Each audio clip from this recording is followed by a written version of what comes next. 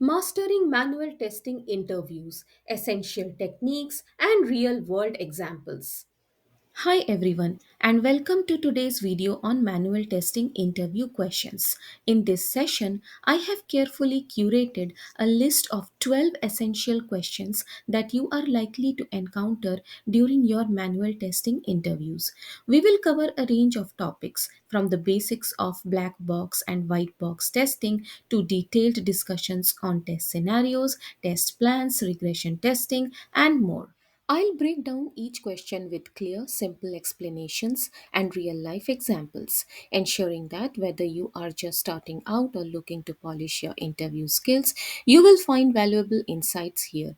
My goal is to help you build confidence and prepare thoroughly for your next interview so you are ready to tackle any question that comes your way. So grab your notepad, sit back, and let's dive into these 12 must know manual testing interview questions. Happy learning and let's get started. Question 1. What is the difference between black box testing and white box testing? Answer. Black box testing focuses on testing the software's functionality without looking at the internal code. The tester only cares about inputs and expected outputs. For example, in black box testing, you might test a login feature by entering various usernames and passwords and checking if you can access the system. White box testing involves testing internal structures or workings of an application. The tester has knowledge of the code and tests specific code paths and logic. For example, in white box testing, you might review the code of the login function to ensure that every condition, for example, valid or invalid inputs, is handled properly. Question 2. Can you explain the concept of a test scenario and how it differs from a test case? Answer. Test scenario. A high level description of what to test. It outlines a particular functionality or feature without going into step by step detail. Example test scenario is verify that a user can successfully log in. Test case, a detailed set of instructions that describes how to test a scenario, including the specific steps, input data, and expected results. An example test case is enter a valid username, enter the correct password, click the login button, verify that the dashboard loads correctly. Question 3. What is a traceability matrix and how do you use it to ensure complete test coverage? Answer. A traceability matrix is a document that maps requirements to their corresponding test cases. It helps ensure that every requirement is tested and nothing is overlooked. Example, if you have a requirement stating that the system shall allow users to reset their password, the matrix would link this requirement to test cases such as verifying the forgot password link, entering a registered email, receiving the reset email, and successfully setting a new password. Question 4. How do smoke testing and sanity testing differ and when would you perform each?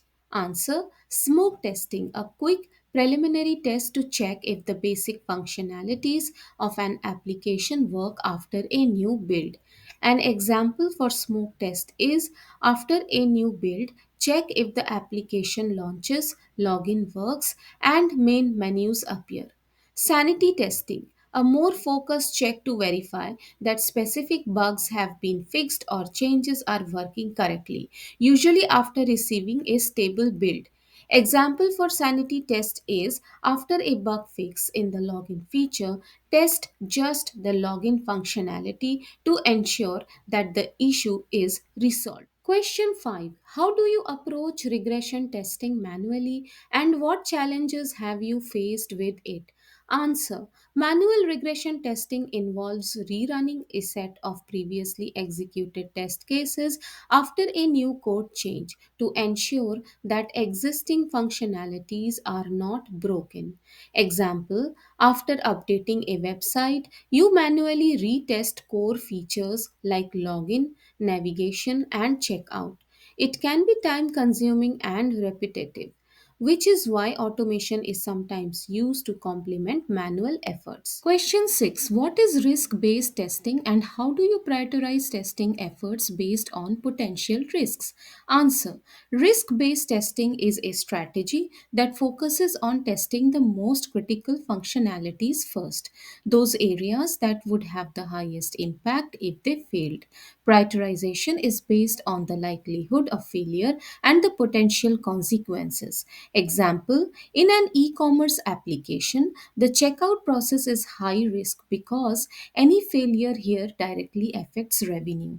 You would prioritize thorough testing of this feature over less critical features like the footer links. Question 7. What are the essential components of a comprehensive test plan? Answer. A comprehensive test plan typically includes scope, what will be tested and what will not, objectives, goals of testing, schedule, timelines and milestones, test items, the features or modules to be tested, resources, team members, tools, and environments required, roles and responsibilities, who does what, test cases and criteria, detailed test cases and the criteria for passing or failing tests. Example, for a new mobile app, your test plan would outline testing for features like login, payment, and navigation. List the devices to be used and assign team members to different modules. Question 8. How do you handle incomplete or changing requirements when designing your test cases? Answer. When requirements are incomplete or frequently change, it's important to communicate, ask for clarifications, and keep in touch with stakeholders. Document assumptions, note down any assumptions made during test design. Design flexible test cases. Create test cases that can be easily updated as requirements change. Example, if the requirement for a registration form is unclear, design test cases based on typical scenarios, valid input, invalid input, and update them when the requirements become clearer. Question 9. What common challenges have you encountered during manual testing and how did you overcome them? Answer. Common challenges include changing requirements, overcome by maintaining clear documentation and constant communication with stakeholders. Time constraints. Prioritize test cases based on risk and importance. Human error. Use checklists and peer reviews to minimize mistakes. Example, in one project, frequent changes required updating test cases. We set up weekly meetings with the development team to stay informed and adjusted our test cases accordingly. Question 10. How do you ensure your testing covers both functional and non functional requirements? Answer. To cover both aspects, you should do first functional testing. Verify that the software behaves as expected. Example, features work correctly. Second, non functional testing. Check performance, usability, reliability, and security. Example, for a web application, functional tests might include checking the login and search features, while non functional tests could involve performance tests, how fast pages load, and usability tests, how easy the interface is to navigate. Question 11. What role does documentation play in your testing process and how do you maintain it? Answer.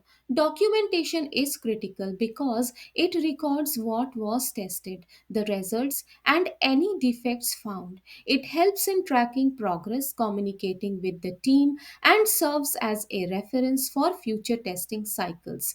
Example, you might use tools like Jira or a spreadsheet to document test cases, bugs, and test results. Regular updates and reviews of these documents ensure everyone is aligned. Question 12. How do you perform requirement analysis to ensure that your tests align with the project objectives?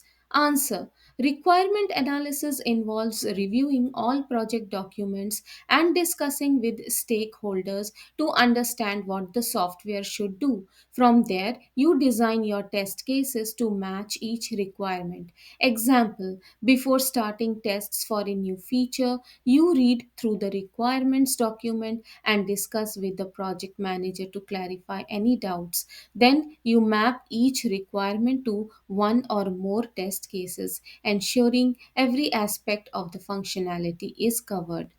If you found this video helpful, don't forget to like, comment, and subscribe for more software testing interview tips and tutorials. Let me know in the comments what additional questions you would like me to cover or share your interview experiences with manual testing. Thanks for watching and happy testing.